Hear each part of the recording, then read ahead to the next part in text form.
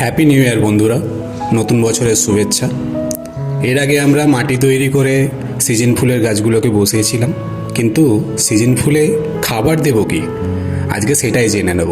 প্রথমে 1 ভাগ ডিএপি আর 1 ভাগ 10-26-26 নিয়ে নেব। তারপর 2 ভাগ নেব বাদাম খোল আর 3 ভাগ সর্ষের খোল। এই সারগুলোকে একসাথে এক জায়গায় জল দিয়ে ভিজিয়ে দেব।